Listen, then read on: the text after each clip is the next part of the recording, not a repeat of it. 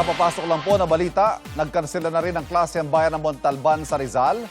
At gayon din ang Quezon City bukas para po yan sa lahat ng antas sa pampubliko at pribadong paaralan.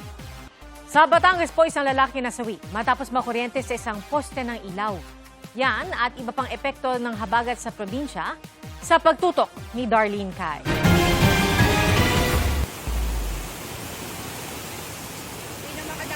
Animoy alon sa dagat ang lakas ng ragasan ng alon sa Lipa, Batangas. May mga stranded na motorista. Nagbayanihan naman ang iba para dahan-dahang makatawid sa baha. Sa Barangay Marawoy, napakapit sa lubid ang 4 na residenteng stranded sa abot dibdib na baha. Isang lalaki naman ang dead on arrival sa ospital matapos makuryente sa poste ng ilaw sa JP Laurel National Highway. Ayon sa CDRRMO, naglalakad ang biktima sa gitna ng ulan nang mahawakan niya ang street light. Yan po, yan. Ito yung baha.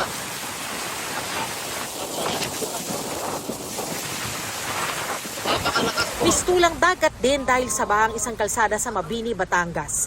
Pinagtulungan ng ilang residente na alisin ang mga nakabarang basura sa creek para maging maayos ang daloy ng tubig.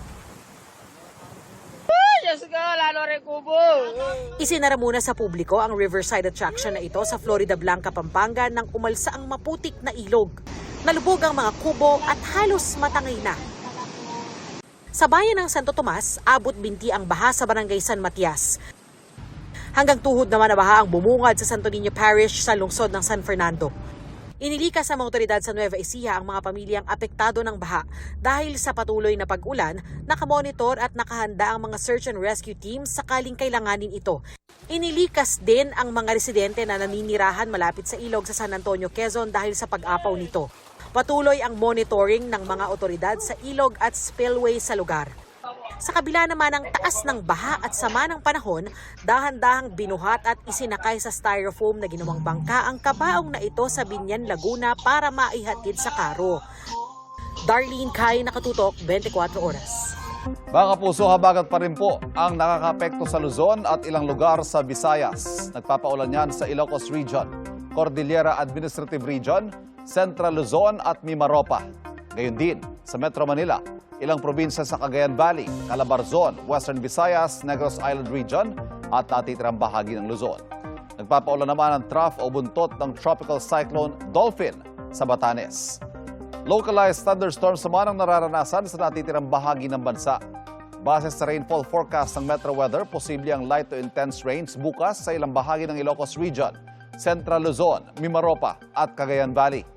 Light to moderate rains naman ang posibleng maranasan sa Western Visayas at Negros Island Region. May chance rin ng light to moderate rains sa Zamboanga, Sibugay. Malaki rin ang chance ang ulanin bukas ang Metro Manila. Binabantayan din po ng Pag-asa ang bagyong may international name na Pelu na nasa labas ng Philippine Area of Responsibility.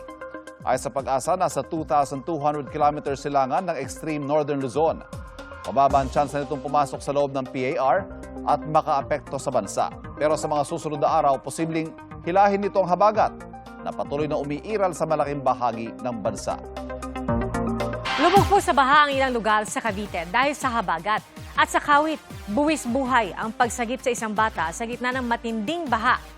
Mula po sa Kawit, Cavite, nakatutok live si Darlene Kai. Darlene? Pia, lubog pa rin sa baha ang malaking bahagi ng Barangay Marolas dito sa Kawit, Cavite. Kaya itong kalsadang kinatatayuan ko mukha ngayong ilog. Sabi ng mga residenteng nakausap namin, ngayon lang daw nila naranasan ang bahang ganito, kabilis tumaas at ganito kalakas ang agos.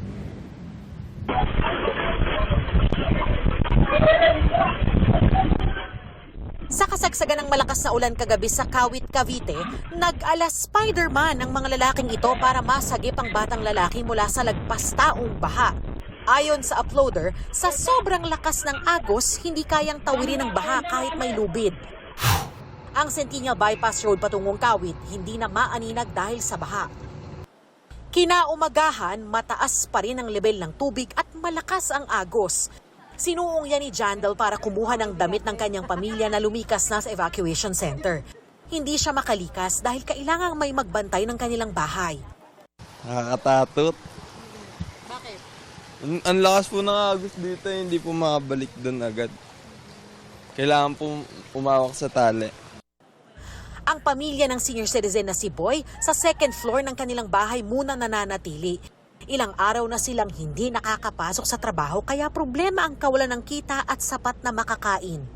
Hindi naman kami sanay sa ganyan malakas ang agos eh.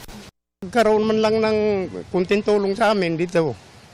Kasi wala na kami. Halos marami na nagugutom dito. Walang nasili. Hanggang balakang ko yung level ng tubig dito sa bungad ng Aroma, Barangay Marulas, Kawit, Cavite. Pero pag pumasok ka dun sa loob, mas lalong malalim. Ang kinaiba raw ng pagbaha na ito, ayon sa mga residente, ay malakas yung agos ng tubig na ikinakatakot nila. Mas mataas ang baha sa bahagi ng tramo sa Barangay Marulas pa rin. Kailangang magbangka para maabot ang gitna ng tramo. Bagaman may mga residenteng lumulusong. Sakit sa kalooban. Bakit po? Wala pong solusyon hanggang ngayon. Nabaha pero hindi ganito kalala. Ang 70 anyos na si Maria, hindi muna makabalik sa kanyang bahay na tuluyan ng nalubog sa baha. Paano namang maayos to? Buhat lang yan ng tinambakan yan, di ba po? Ganito na kami. Araw-araw yan, konting ulan lang, may tubig na. Tinambakan na? Iyan, tinambakan ng Calax ba yan? Yan o, yun dito. Oh, wala tandaanan talaga ang tubig. Hopefully, magawa natin ang solusyon na ganito, mapag-aralan natin, magkaroon tayo ng diversion na waterways para hindi na dumaan sa Kawit yung tubig na nanggagaling sa taas. Sa isang pahayag, sinabi ng Metro Pacific Tollways Corporation na namamahala sa Calax na base sa kanilang initial na site inspection, walang indikasyon ang kanilang konstruksyon ng sanhi ng mga pagbaha. May mga drainage at culvert din daw na nakapaloob sa project design. Naiintindihan nila ang sentimiento ng mga apektadong komunidad sa Kawit at Imus, kaya magsasagawa na rin sila ng mga inspeksyon para makatulong sa maayos na daloy ng tubig sa lugar. Ang Kawit LGU, sinimula na ang pamimigay ng tulong sa mga apektadong residente. Sa ngayon, mahigit 40 pamilya ang lumikas na sa evacuation center sa barangay. Sa Barangay San Antonio 1 sa bayan ng Noveleta, malailog na ang kalsada at inanod ng malakas na ragasan ng tubig ang mga debris at basura. Sa Barangay Medición 2F sa Imus, ikalawang palapag na lang ng bahay ang makikita dahil sa mataas na baha. Ayon sa Philippine Coast Guard, 24 na individual ang kanilang inilikas na mula sa 2 barangay, kabilang ang sa Barangay Medición 2F. Iniligtas naman ng NAIC MDRRMO ang 2 na stranded sa gitna ng tulay dahil sa pagtaas ng tubig.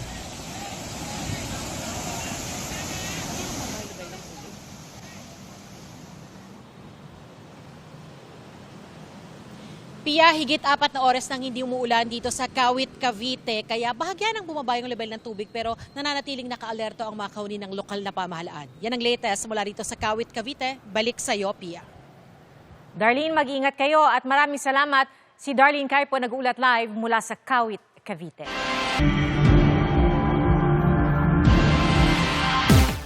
Pagmatagalang solusyon sa baha ang panawagan ng maraming residente sa low-lying area sa Bulacan, kung saan ang baha dahil sa ulan, pinalalala pa ng high tide.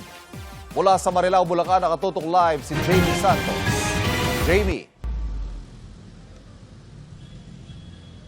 Ivan, bagaman walang bagyo, hindi maalis yung pangamba sa mga Bulakenyos dahil nga sa malalakas na ulan dala ng habagat. Agad kasing binabaha ang ilang lugar dito sa lalawigan ng Bulacan, tulad na lamang dito nga sa bayan ng Marilao kung saan ilang barangay ang lubog sa baha.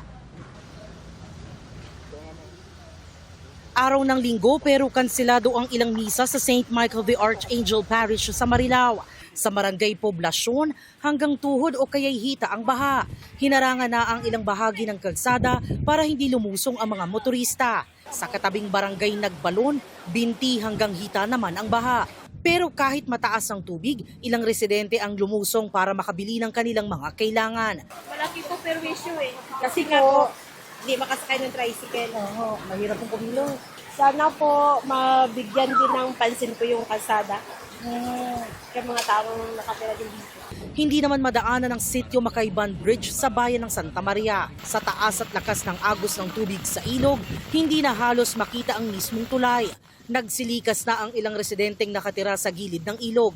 Ayon kay Manuel Lucban ng Provincial Disaster Risk Reduction and Management Office o PDRRMO Bulacan, bumaba na ang tubig na galing sa mga kabundukan patungo sa Manila Bay at umuhupa na rin ang high tide.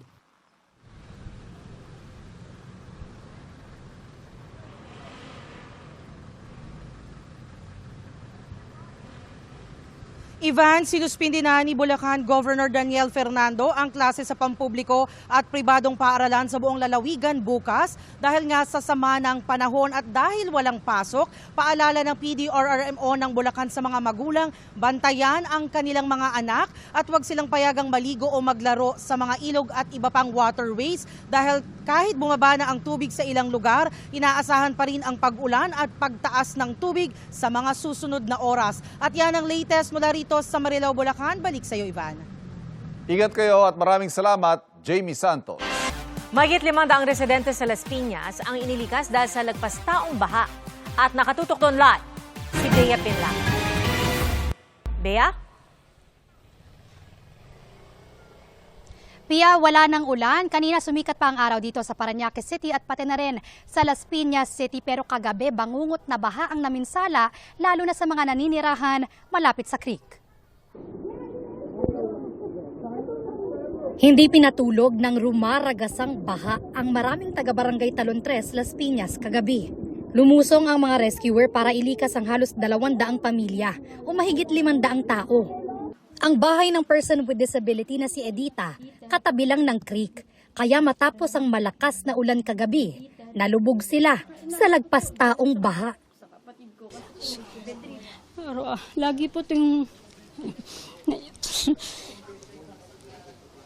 Kasi ito yung magbabaha dito. Wala po kami mapuntahan. Kaya, tiis lang, wala naman po kami mapupuntang ibang lugar eh. Tsaka sanay na po kami. Sa taas ng baha, ang second floor nila bumagsak. Wala na po kami mapuntahan. Lahat po ng gamit namin bumagsak na. Naano po kami sa taas, sa bintana dumadaan. Ang bahay ni Ryan, butas na ang pintuan. Ang loob daw nito, pinasok at talagang nalubog sa baha.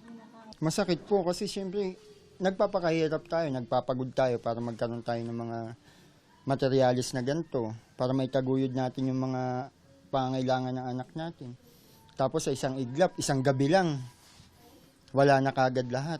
Sa Parañaque, katakot-takot ang bahang rumagasa sa Barangay San Isidro pasado alas 9 kagabi. Pahirapan ang pag-rescue sa mga residente gamit ang lubid. Pia, sabi ng mga residenteng nakausap natin, sanay na sila sa baha pero sawang-sawa na. Kaya ang lagi nilang panawagan sa gobyerno, unahin ang tunay na solusyon kontra baha. Yan ang latest mula rito sa Parañaque City. Balik sa iyo, Pia. Ingat kayo at maraming salamat, Bea Pinla.